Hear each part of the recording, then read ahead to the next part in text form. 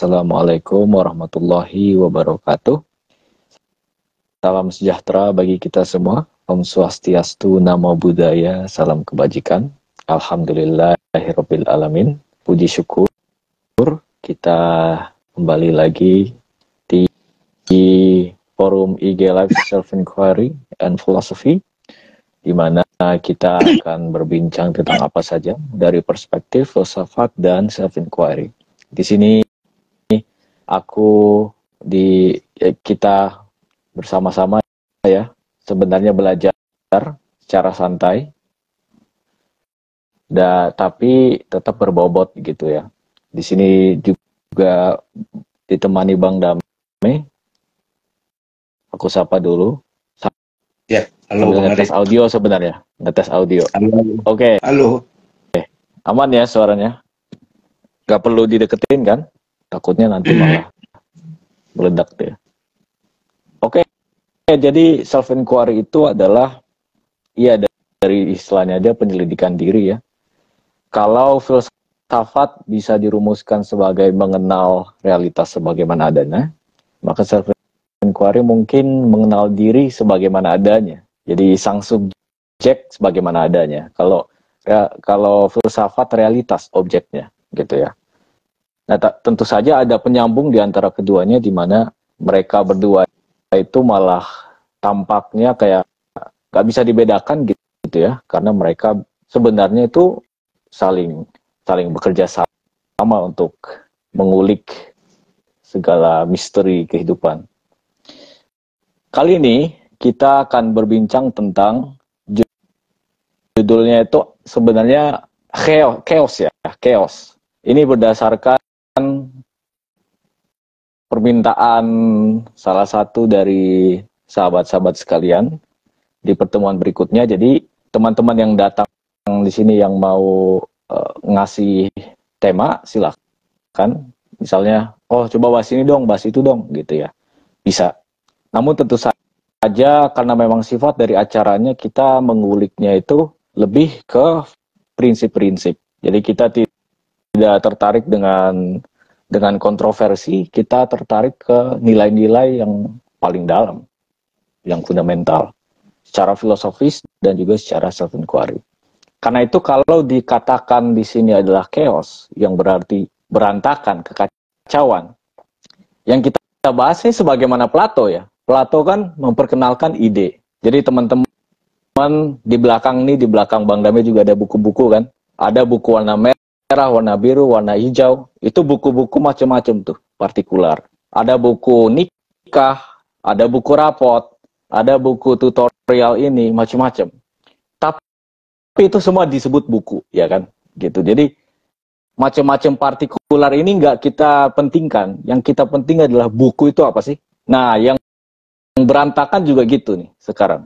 Kita nggak fokus kepada kasus-kasus partikular dari apa yang berantakan, tapi mungkin nanti kita akan mengelaborasi ke sana juga. Tapi kita pikirin dulu nih, kacau itu apa sih? The idea of chaos itself gitu. Dan ternyata matematika dengan adanya chaos teori itu berbicara demikian. Bagaimana sebenarnya alam kita itu, teman-teman, kita sudah terbiasa dengan, kita itu pingin semuanya tertata gitu kan, tapi kita take everything for granted, terutama alam kita. Aku yang belajar fisika itu sungguh takjub ya, melihat bahwa di alam kita itu banyak istilahnya asimetri. Kalau ketertataan atau order itu adalah simetri, ya kan? Maka kekacauan atau disorder itu asimetri. Ternyata asimetri inilah yang melahirkan ketertataan itu gitu Bang. Misalnya pada level yang gampang itu adalah kenapa di daerah sini lebih banyak sumber daya ini, sumber daya alamnya gini. Kalau yang di daerah lain nggak ada gitu. Nah itu kan terdistribusi secara nggak merata sebenarnya kan. Tapi dari situ kita bisa memaksimalkannya sehingga menjadi ya apa yang kita dapatkan sekarang gitu. Atau misalnya gini, kita pikir bencana itu adalah kekacauan. Gempa deh contohnya. Dan aku sempat belajar 2 mata kuliah ya tentang geologi itu. Gempa itu kita pikir terjadi dari waktu ke waktu gitu. Sebuah peristiwa yang wah, peristiwa yang merupakan pengecualian, mengagetkan. Tapi di bawah sana, di bawah laut itu terjadi setiap hari, setiap menit gitu. Jadi yang kita pikir kekacauan atas sebuah tatanan yang kita pikir udah rapi, ternyata itu terus-terusan. Kita itu berdiri di atas kekacauan. Misalnya bahan bakar fosil yang sekarang kita masih gunakan. Sadarkah kita berapa lama, berapa banyaknya bencana yang harus terjadi di perut bumi agar kita mendapatkan banyak ceruk-ceruk gitu. Ceruk-ceruk ini untuk kita ambil gas bumi, nah gitu dan lain sebagainya. Jadi nature itself chaos, tapi chaos yang paradoksnya indah. Nah, itu yang akan kita pelajari gitu. Itu yang akan kita pelajari. Nah, itu kan pada sisi alam. Bagaimana dengan sisi yang paling sepele mungkin kamar berantakan kali. Kamar kita berantakan. Dan kalau teman-teman tahu Marie Kondo, itu kan dia sampai disebut seorang Jepang disebut sebagai professional organizer, Bang.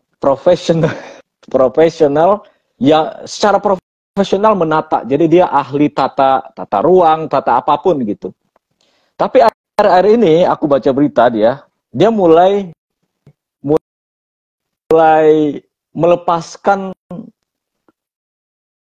upaya untuk menata sehingga dia malah memeluk kekacauan itu. Dia malah memeluk messiness di rumahnya. Kenapa? Dia udah hamil anak ketiga dan dia akhirnya sadar kalau dulu itu dia harus kalau ada yang kacau dikit, ada yang nggak bagus dikit di kabarnya, anaknya tinggal dulu deh, terus ditata gitu. Tapi setelah ada anak ketiga ini, dia jadi sadar bahwa lebih penting spending time with your child gitu. Jadi nggak usah terburu-buru untuk menata. Nah, bukankah cinta, teman-teman, bagi siapapun yang pernah jatuh cinta adalah perusak sebenarnya. Chaos, tapi chaos yang seru. Artinya gini, kita kerja, kita belajar, mikirnya dia. Itu kan sebuah chaos ya. Jadi tunggal gitu, ke dia terus. Jadi sebuah monotonitas, ketertataan yang kita pikir kayaknya bisa jalan mulus nih. Jatuh cinta, blang, langsung chaotic. Gua nggak bisa ngurus waktu gue. Tapi ada yang berbeda di dalam chaos itu. Sebuah antusiasme, pertemuan dengan sang kekasih gitu kan. Terus belum lagi kita menyambung ke mitologi berbagai banyak agama, budaya gitu yang berasal dari chaos. Kok bisa? Yunani nyebut chaos artinya itu kekosongan, literally. Chaos itu artinya void. Di fisika kuantum juga gitu. Pada dasarnya ini adalah quantum vacuum gitu kan, vakum kuantum yang sebenarnya ada nggak ada, dia dan bukan dia gitu kayaknya Bang Dame. Jadi di level paling bawah itu chaos semua, tapi justru malah chaos ini bisa dibilang penciptaan gitu kan ya. Awal mula tanpa chaos nggak ada cerita gitu kira-kira.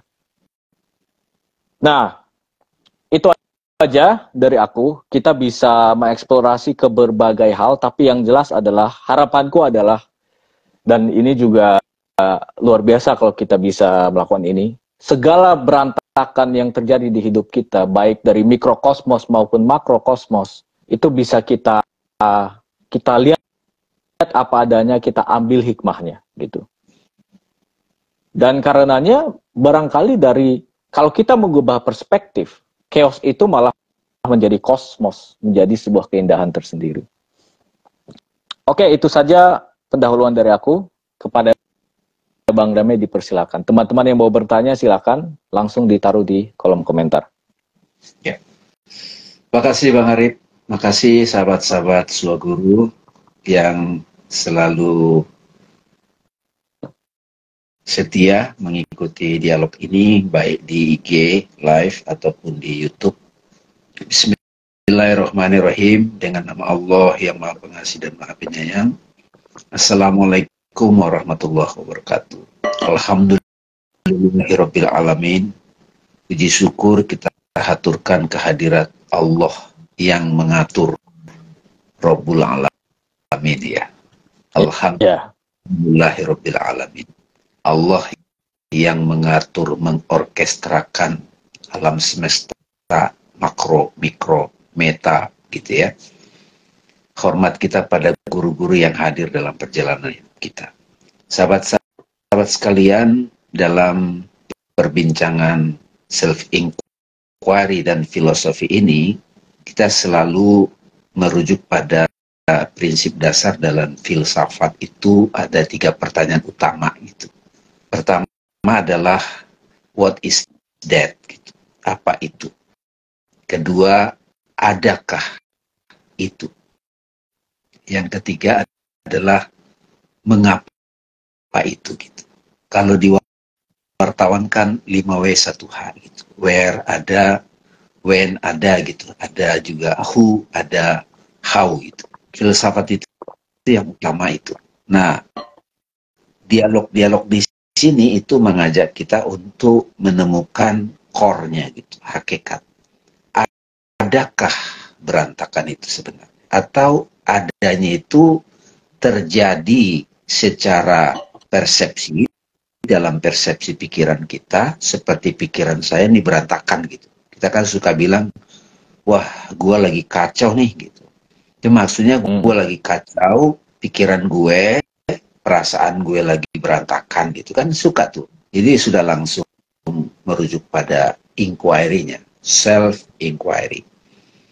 Jadi berantakan itu ada, tapi adanya itu seperti apa dan alamatnya di mana gitu. Kemudian asal usul ataupun why ada berantakan gitu. Kalau kita mulai dari perspektif dualitas, ada siang, ada malam, ya kan, ada sehat, ada sakit, ada lahir, ada mati, ada baik, ada buruk, ada keteraturan, ada chaotic gitu teman. Jadi logika kita itu cenderung pada memilih yang teratur. Bahkan akal atau logika itu adalah keteraturan dalam berpikir. Tapi ketika tadi Bang Arif kita sudah disiplin, kebiasaan itu adalah keteraturan, ada pola.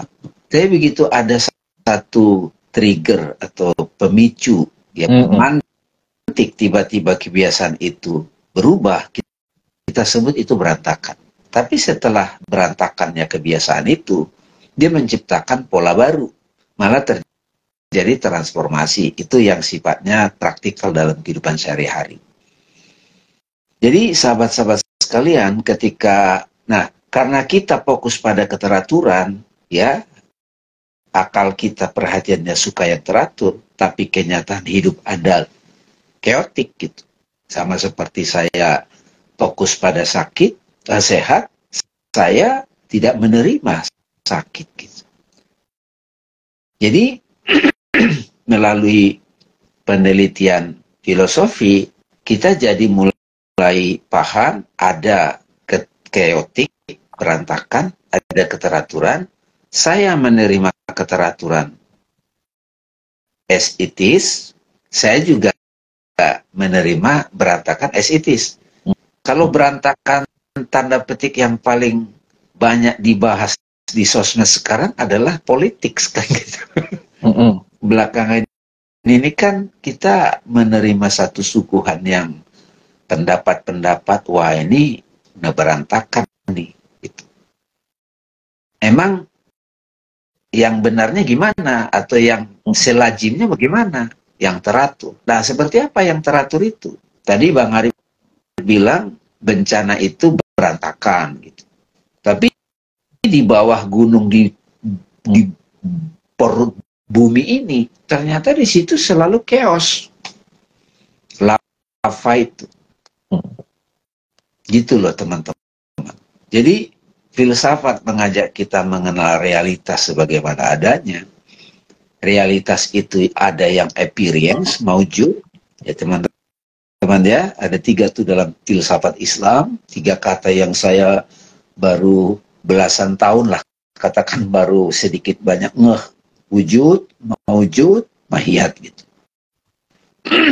Wujud itu being, absolute being, maujud itu appearance gitu. Apa saja yang menampil, ya.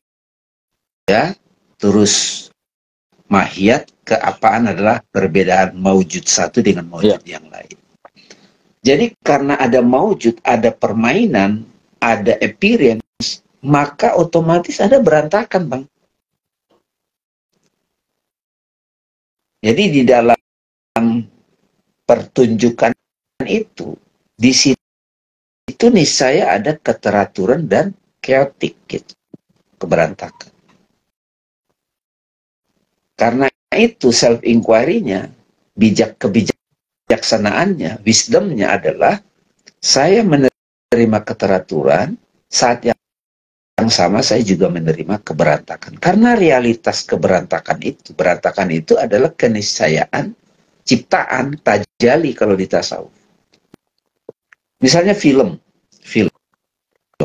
Di film itu ada pola, tapi ada keberantakan yang berpola. Nah, itu mulai lebih layarnya mulai ini. Saya selalu melatih diri saya sekarang, sahabat-sahabat sekalian, bagaimana melihat ada pola dalam keberantakan yang tadinya saya anggap berantakan gitu. Ya, lihat deh hidup kita masing-masing, teman-teman. Wah, hidup gua berantakan nih.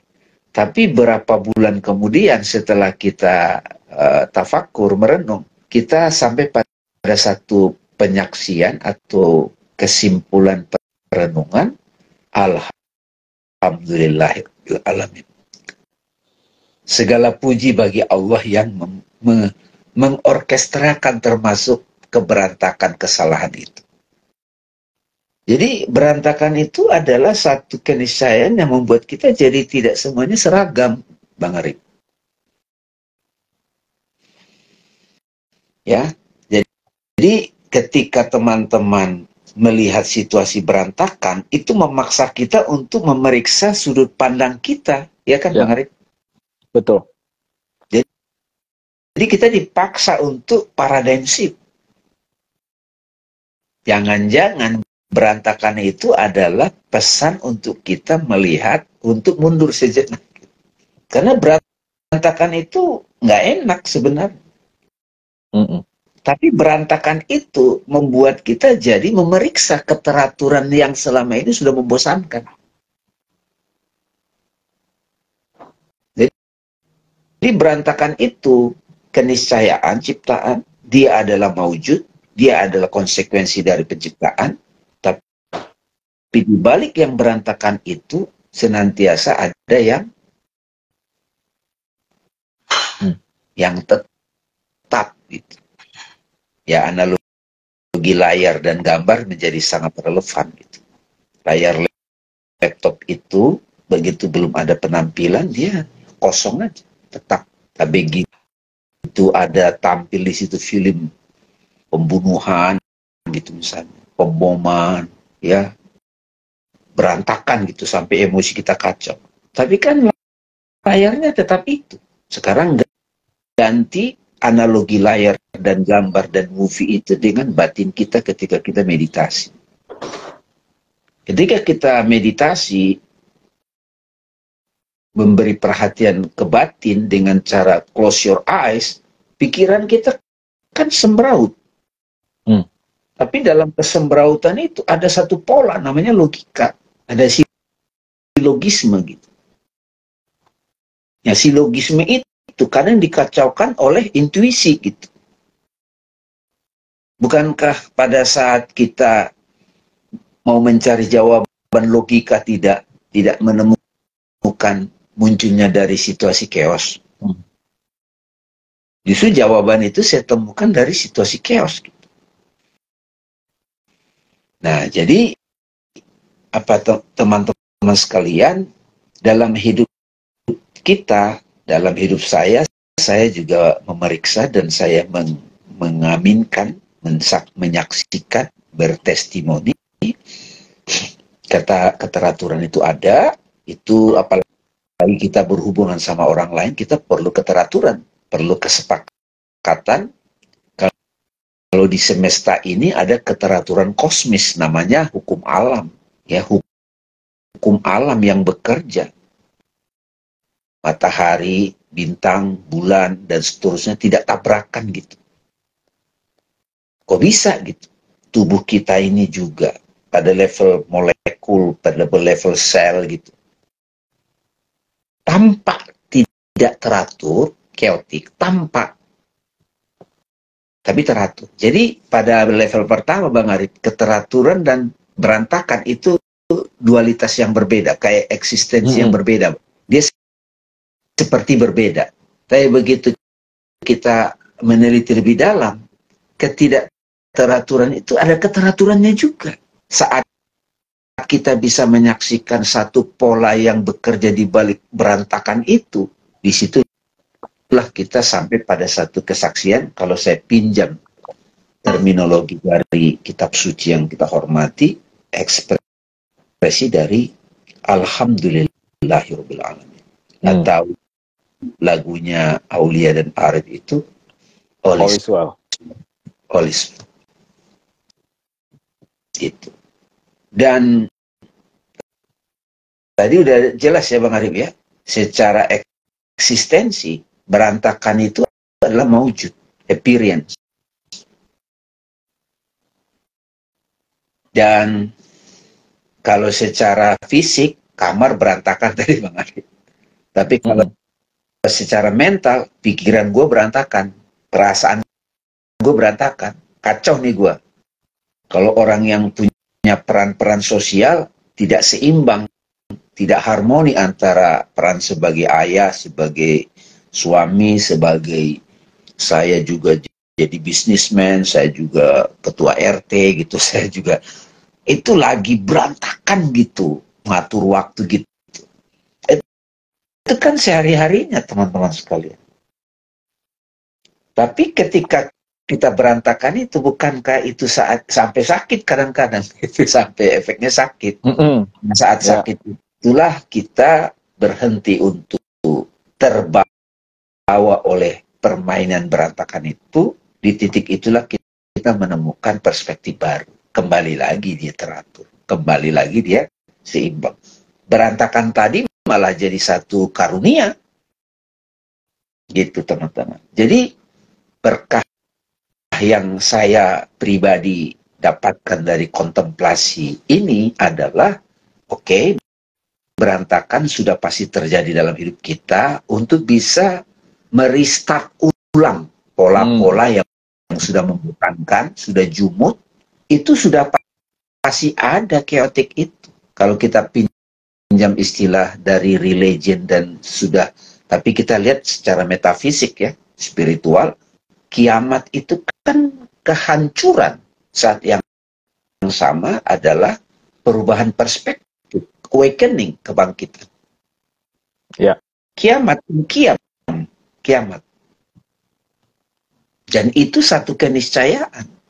Berimanlah pada Allah dan hari kiamat kita. Gitu sahabat sekali. Dalam konteks sosial, politik, konteks global, sosmed itu udah pasti ada. Jadi terimalah berantakan sebagaimana kita menerima keteraturan. Terimalah kematian sebagaimana kita menerima kelahiran atau kehidupan. Terimalah sakit sebagaimana kita menerima sehat. Gitu. Jadi semoga prinsip yang kita dialogkan ini Bang Arif, teman-teman, bisa kita bawa dalam cara kita memandang kehidupan kita, apakah sedang teratur atau sedang keotik. Perang adalah berantakan. Arjuna melihat berantakan. Wah gitu. Tapi dalam situasi berantakan itu, perang itu, Arjuna diwejangkan Bhagavad Gita oleh Krishna. Gitu. Itu Bang Arif. Jadi terus terang saya sendiri merasakan, tidak tahu teman-teman, Tapi kita tidak membahas fenomenanya, tapi kita coba lihat prinsip dasarnya yang belakangan terjadi di negara kita juga mengenai aspek sosial dan politik, ekonomi, itu kan juga banyak pakar mengatakan berantakan. Tapi kita yang sudah membahas ini secara filosofi dan self-inquiry, kita bisa coba lihat. Karena 20 tahun lalu juga disebut berantakan. Dia mau besar-besaran kan untuk memberantakan sesuatu. 20 tahun sebelumnya, 20 tahun sebelumnya, 25 tahun sebelumnya. Ya. Bahkan peradaban juga begitu. Kalau dalam konteks pribadi, teman-teman, kita semua juga mengalami. Jadi, berantakan adalah keniscayaan ciptaan, dualitas. Ciptaan berarti pasti ada dualitas. Baik, buruk, sehat, sakit, siang, malam, lahir, mati, teratur, berantakan. Ketika kita fokus kepada keteraturan, ini udah pasti datang nih berantakan. Ketika sudah berantakan datang, lalu kita disitulah mulai memeriksa ulang perspektif apa yang tepat supaya kembali kepada keteraturan. Tapi di balik yang tanpa ini ada ketetapan yang tetap. Itu.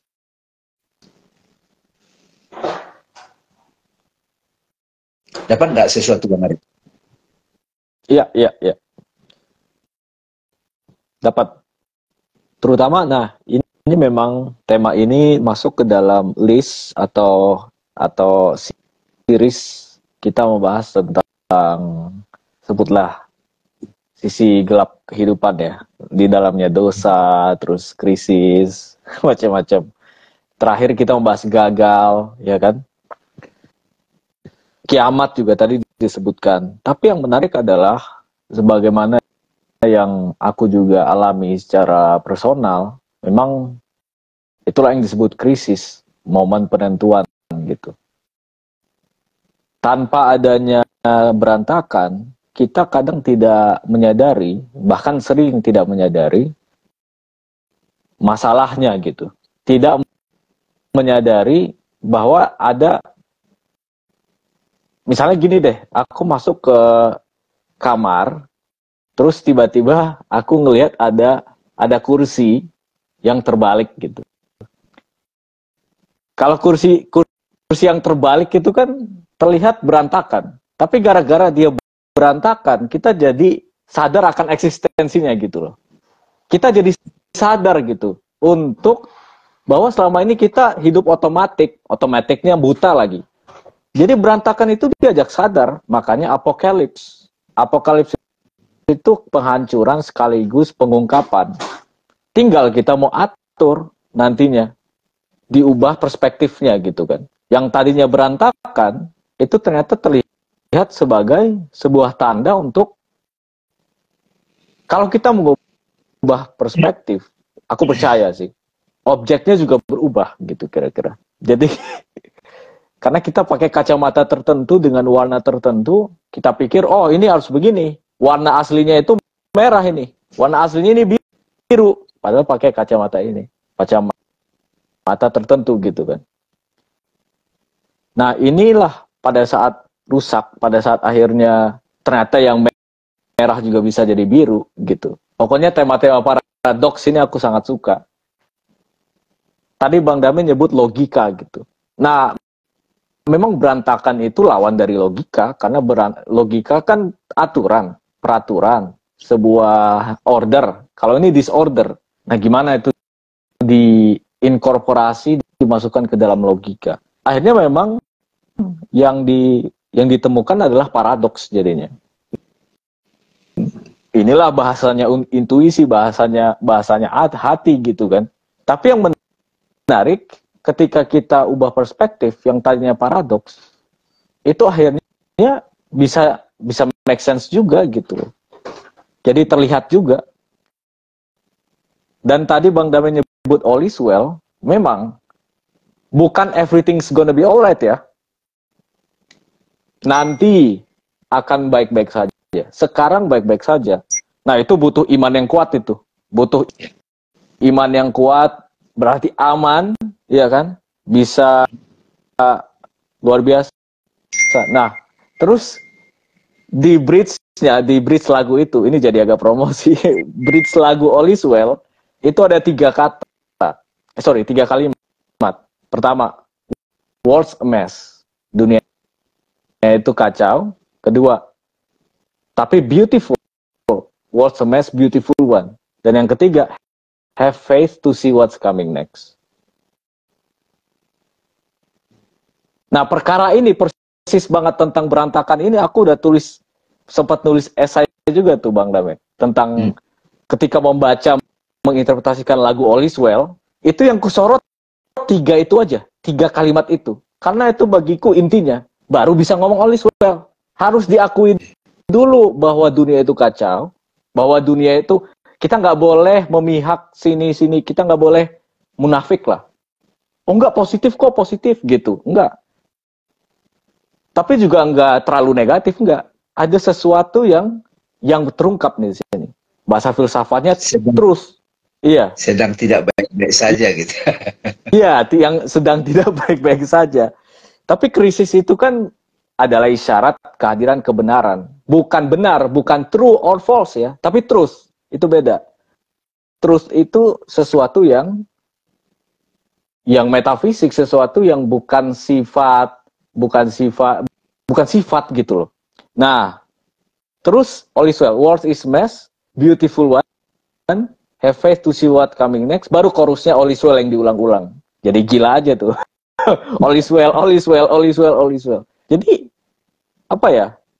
Ini sebenarnya memang mengenal realitas sebagaimana adanya di sini.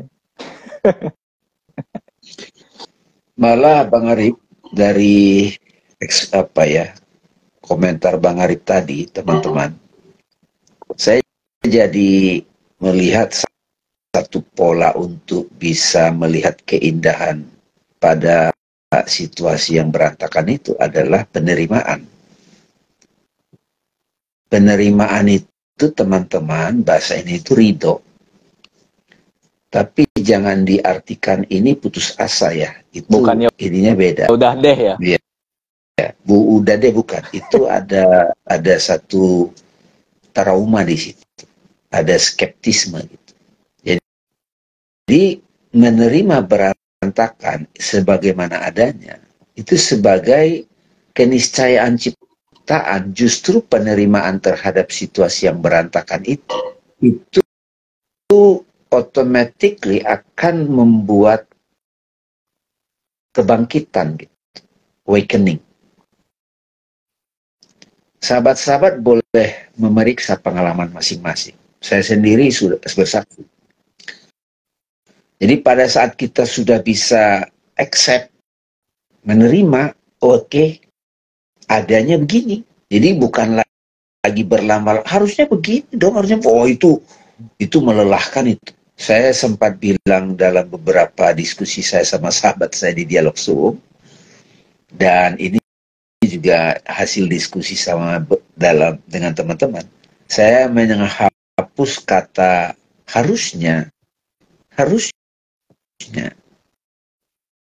Ya kan, meskipun harusnya itu kan sangat personal itu. Ada sesuatu yang kita expect, tiba-tiba adanya begini. Pikiran kita memaksa harusnya begini, oh itu lama tuh.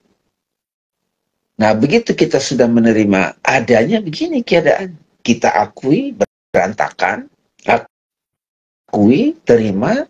Kalau di metafisika Hindu, Vedanta itu disebut kerja dewa Siwa, destroyer atau pendaur ulang. Nah, dari situlah secara natural akan disaksikan keindahan. Ya, jadi nah, kalau kita tarik kepada aspek batin, teman-teman, sedih itu kan berantakan tuh, teman-teman. Pilu. Kok bisa ya gitu kan. Saya dihianati gitu, saya kok bisa begitu gitu dia. Itu kan berantakan tuh batin kita secara emosional, feeling, imajinasi kita, pola-pola yang kita yakini selama ini sebagai kebenaran, itu tiba-tiba berantakan. Nah, di pertemuan yang lalu kan kita membahas sebelumnya itu toxic positivity kan. Oh, itu gunanya apa aja itu. Dia mau nanya apa? Tapi Itu? nyambung juga nih. Nyambung. Toxic positivity itu kepada sikap kita yang selama ini menganggap ya kayak memaksakan diri untuk menerima, memaksakan diri itu toksik, memaksakan diri semuanya baik-baik saja. Nah, karena kita tadi sudah kontemplasi ciptaan itu niscaya ada keteraturan dan berantakan, kita tidak lagi kaget ketika ada berantakan gitu. Malah kita menerimalah kalau merangkul itu kan sudah infinite power itu. Sudah bisa merangkul berantakan itu. Menerima dulu gitu. Apa adanya begini nih. Nah, perspektif ini sebetulnya proses kita bermeditasi terhadap keadaan.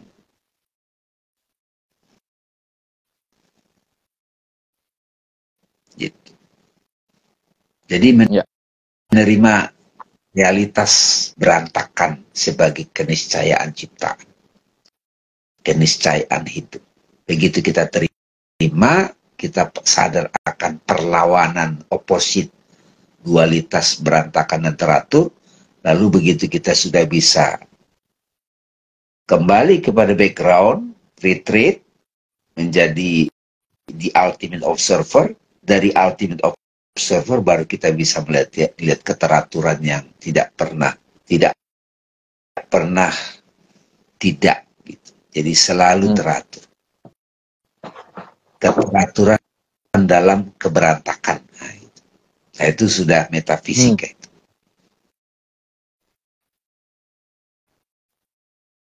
Nah, selama kita masih melihat keteraturan itu partikular, Bang, maka kita akan bertemu berantakan yang partikular.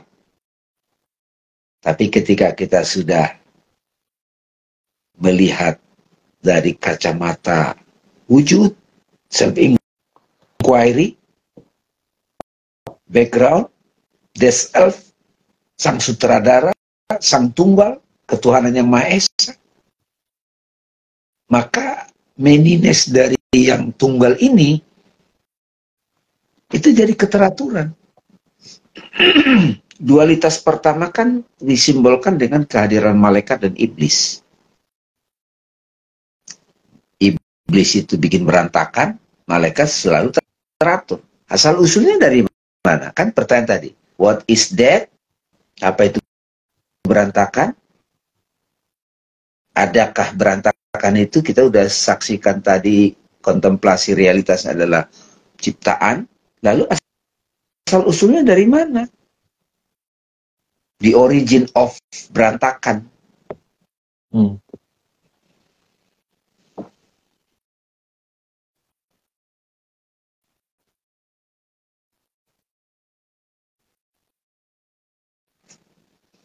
Semoga teman-teman bisa dapat sesuatu ya. Ini Aulia masih terdelap ini.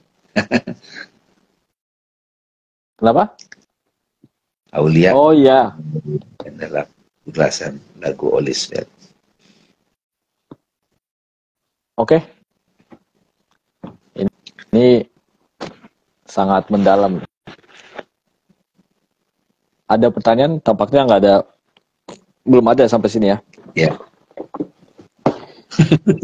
Ini mudah-mudahan bisa ditangkap ya, ininya ya, aplikasinya ya, praktikalnya, aspek praktikalnya.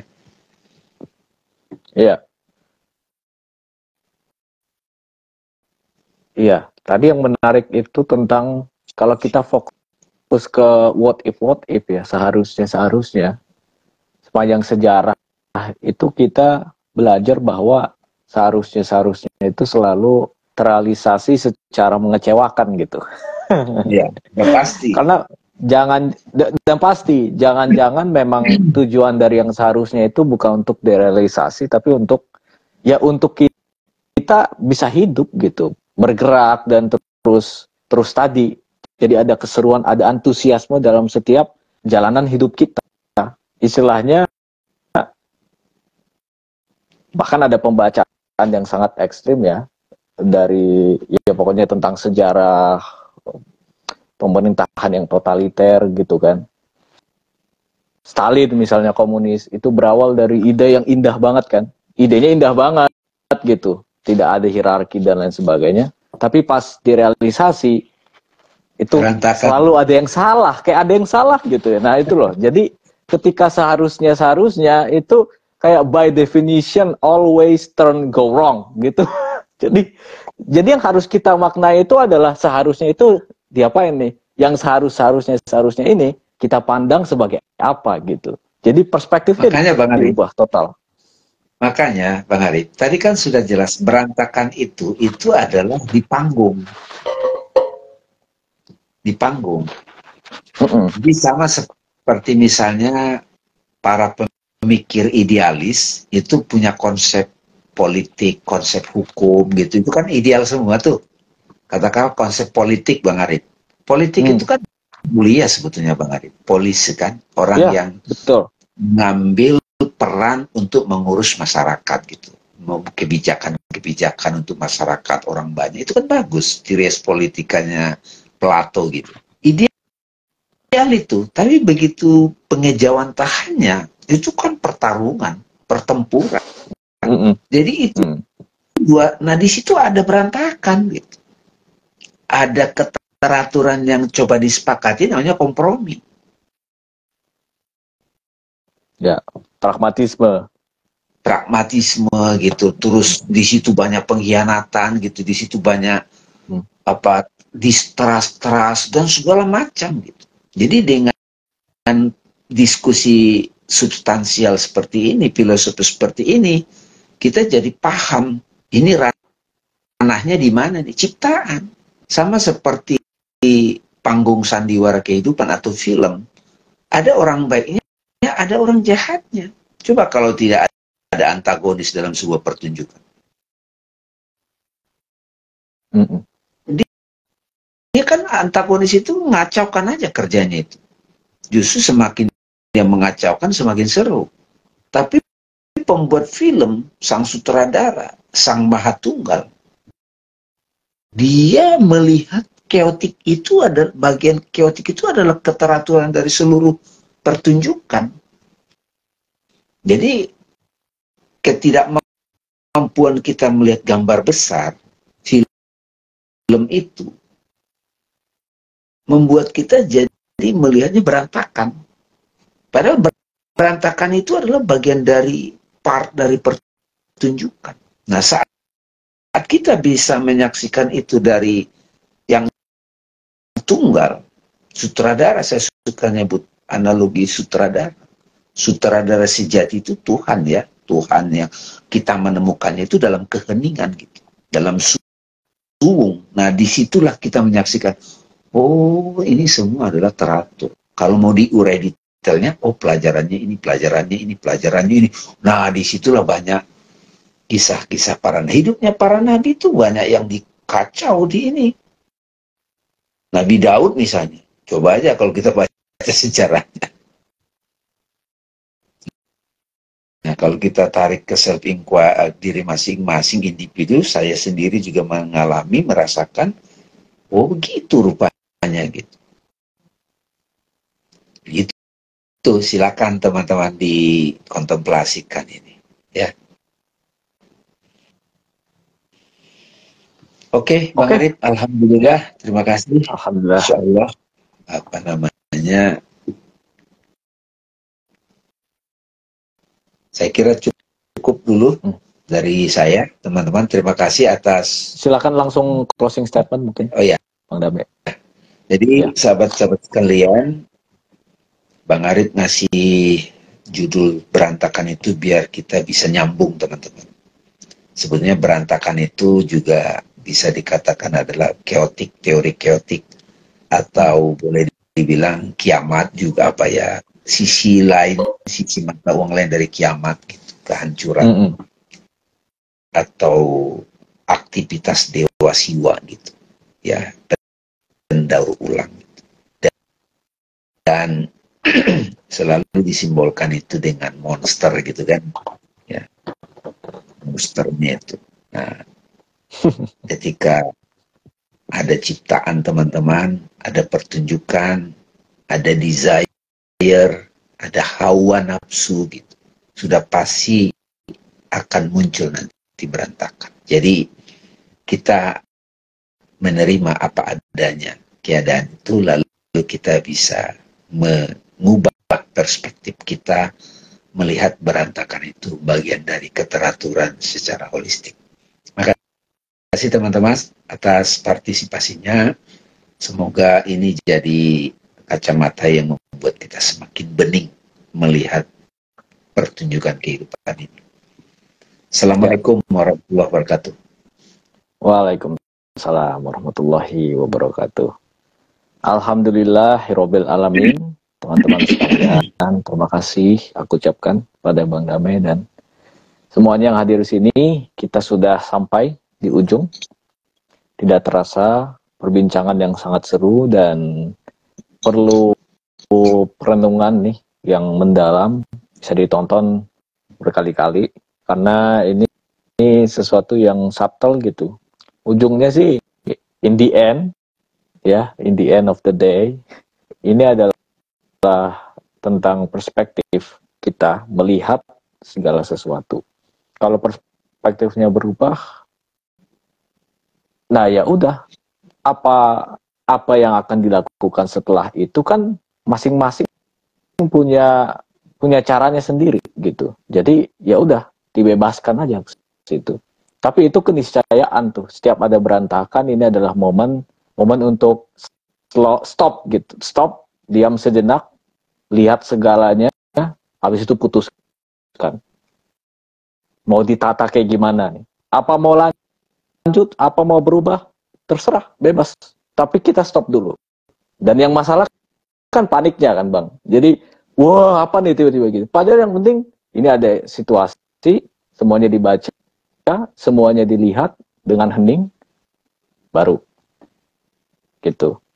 Dan ini berlaku di seluruh dimensi kehidupan. Mulai dari yang paling kecil, bahkan tadi aku sebut atom, hingga yang paling luas galaksi. Gitu. Jadi ini fundamental teman-teman. Mari kita renungkan ini. Dan akhirnya adalah kita akan sadari bahwa all is well. Oke. Alhamdulillah. Terima kasih semuanya. Assalamualaikum warahmatullahi wabarakatuh. Sampai jumpa di pertemuan berikutnya. Thank you. Terima kasih Bang Arif. Thank you.